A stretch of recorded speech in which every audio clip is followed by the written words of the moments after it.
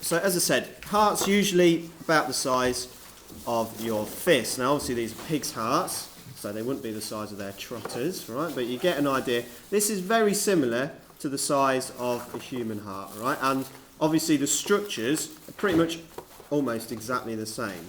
Right, so we've got two here, different sizes. One I've already cut up, so you'll get to have a look at in a bit, and the other one we're going to do from scratch. Right, so they do smell a little bit. Just to start off with, that one's intact, that one's been cut up. Alright. Right, so already you can tell they're pretty big structures, aren't they? Can you smell it already? Yeah, right, and something that we didn't cover, and as I said, if you want to move around so you can see a bit closer, you can do, but it will be up on the screen as well. Something that we didn't cover last time is the coronary artery. Now, the coronary artery, which you should be able to see, there we go, up on the board. Coronary artery, before we start to cut in to the heart, is here, right? So it goes down the centre part of the heart. Now, what do we think that might do? What do you think the function of that coronary artery is? It's on the outside of the heart. It's not within it. What do you think it might be doing, that coronary artery? Taking blood around the body? No? Into the heart. Away from What is the heart? The heart is a what? Is it a bone? Muscle. Heart's a muscle. So what's it going to need? Yeah, so the heart itself still needs a blood supply. It still needs oxygen for it to be able to contract, right? And it needs a constant supply, and it needs lots of oxygen. If your heart stops beating because of a lack of oxygen, what's going to happen? You're going to die, right? So as you can see here, going down, that is your coronary artery, right? Gives constant blood supply to the heart, make sure that it continues beating. Because it is what type of muscle? Can you remember?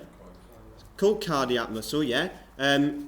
The fact that it beats and you don't have to think about it though, what does that mean? What sort of contractions is it doing? Yeah, well done. It's doing involuntary contractions. Now, this heart has already been a little bit butchered, right, by the butcher. Obviously, they don't really care that much about the heart when they cut it open. But we can already start to figure out some structures when we look at it. So, obviously, this is the bottom of the heart. Yeah, this is the top. So, if you get your diagrams out in front of you, what structures should we already start to be able to see from the outside before we start chopping in? Aorta. Where's the aorta then? Aorta is at the top of the heart, yeah. So, aorta is an example of what type of blood vessel? Is it a vein or is it something else? It's an artery. So, does it take blood into or away from the heart? Takes it away. Right, so on this heart, we've already had a little bit of a chop into it, right? So we can see in laterally, right, through the side. Looks a little bit gory. It's not massively clear on there, but luckily the chop that is made is in a fairly good place. So we can start to figure out which side is left and which side is right by figuring out the vessels that are going into it. All right, so it's quite difficult when you start off to figure out which one's front and which one's back. So what's one way we could figure out? What's a blood vessel? Let's say the one that brings deoxygenated blood in. What's the vessel that we could look for? The superior, and there's another one called the inferior vena cava, and that takes deoxygenated blood where? Into the heart, yeah. What part of the heart? Think about it. Where did we start off last week? Sorry?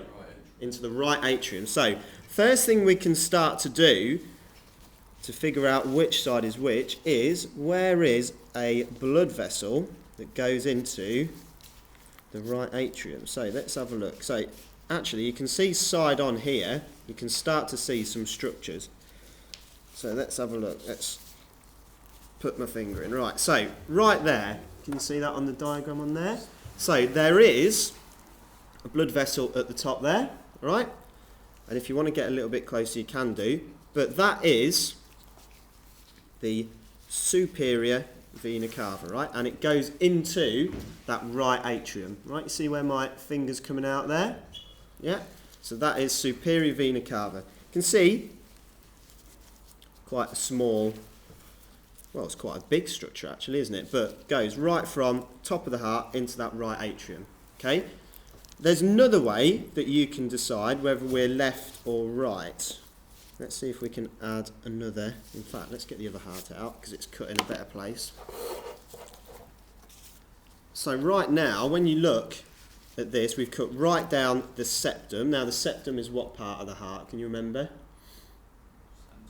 Yeah, it's this big muscular part here, right? So on this diagram, this big muscular part here is the septum, right? And it is all muscle. And muscle within the heart, yes, we know it's called cardiac muscle, but it's known as myocardium, right? It's something you might want to add to your diagrams.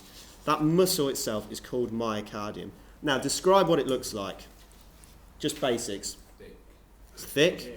What colour is it? Red. Really deep red, isn't it? Yeah. And if you actually get to see it, I know it's not massively clear there, but if you get to see it, it's really deep and tough meat, right? It's continually contracting, never gets any rest. So there's like no fat, no adipose tissue in there whatsoever, all right? Really, really tough meat. If you were to eat it, and we're not going to eat it, right? But if you were to eat heart muscle, it would be really tough. It wouldn't be like a steak. So there's no fat in it whatsoever. Elements of fat on there are all these lighter colours, right? So you see sort of the paler, the whiter areas. That's elements of adipose tissue, okay? So on this heart here, it's a little bit clearer because it's been cut down the middle, all right? We've got, there we go, so there is your superior vena cava, all right? Goes through there into your atrium. You start to smell it already. Right? And because we've cut it open, you can see the valve there. If it was shut, that would go all the way around. But you can see what valve there that separates the right atrium to the right ventricle. What's it called? Tricuspid. The tricuspid valve, yeah. So, again, if we hadn't cut, that would be attached to the myocardium and it would go across there, all right? When does that open then? When the atrium's full. When the atrium's full of blood. So as soon as that is full of blood, and that, what you can see in there, it's congealed blood, right? It's actually blood it's gone off and it's actually started to congeal, right? But as soon as that chamber there, and it's quite a small chamber, fills with blood, opens up, goes into here, which is that right ventricle, all right? And then it gets forced up, again, because we cut down there, you can't see it, it gets forced up and goes out of where? Where's the blood vessel where it leaves the heart? Aorta, no, not when it's deoxygenated.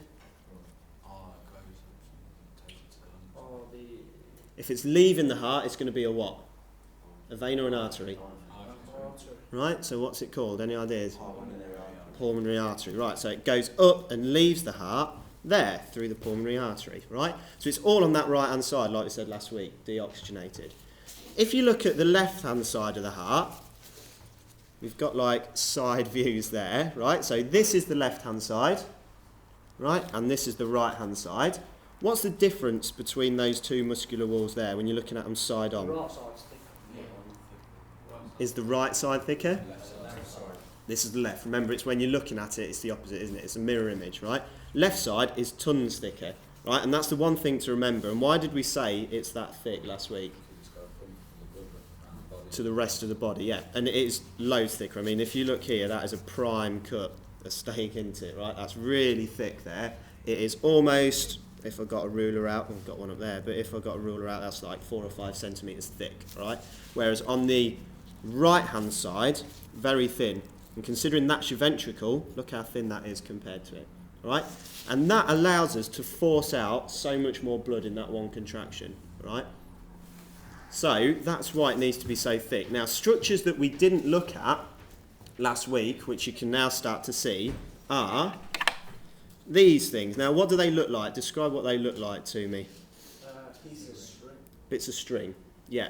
So we've already said the muscle is a heart, but these things here, and I want you to add this to your diagrams because there's not sort of a place where we can do it, but I want you to draw them on, all right? So these things here are called chordae tendineae, right? easy to remember. Oops.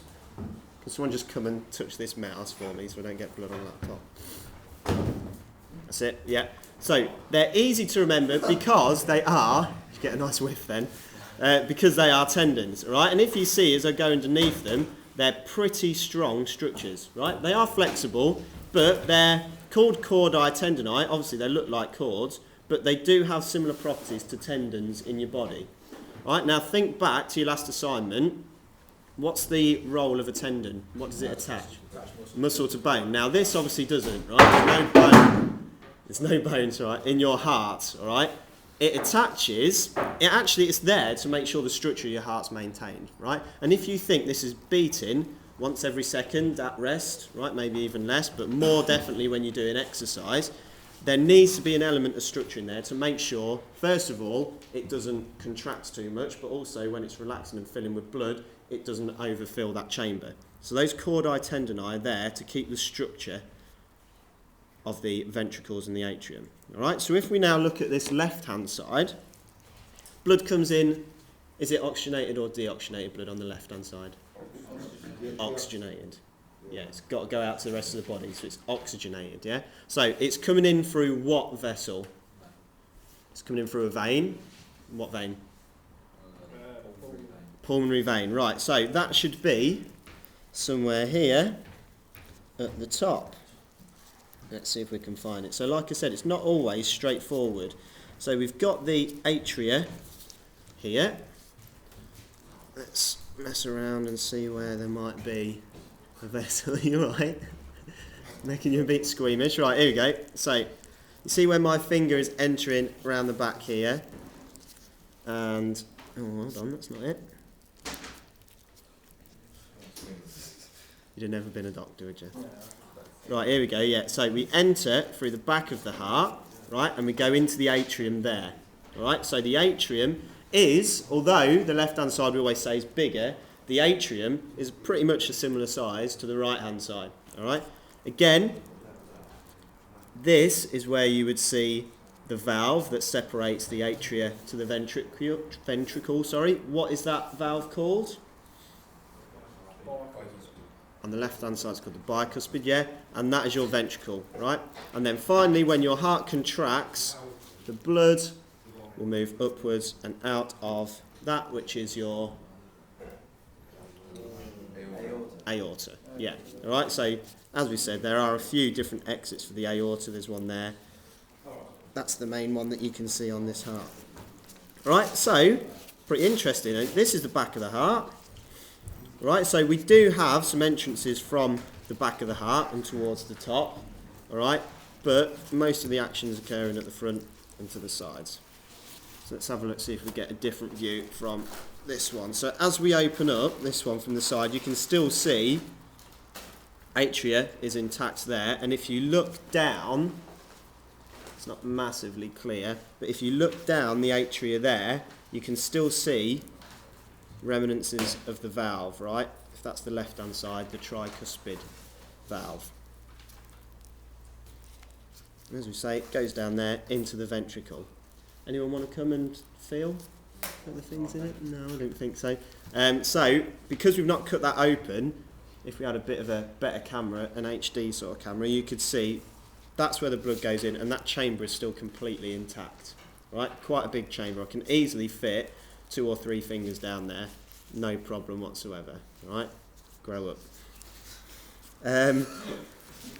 Right, that's it. Right, so it does pretty much look like your diagrams. That is a very similar size to what my heart would be. I've got a big heart, I'm always being told. That's it. So that is almost it for the cardiovascular system. All right, so what we're going to do, just quickly go back to your desk and set the desk up so you can start doing some notes. Actually, we need them on the outside, and what we need to do with these desks, if you just put them back even further, so we've got a bit of space in the middle, because we're going to do that ball task that we spoke about last week. What about the posters? Are we going to do them now? We're going to start doing it today. We should be able to.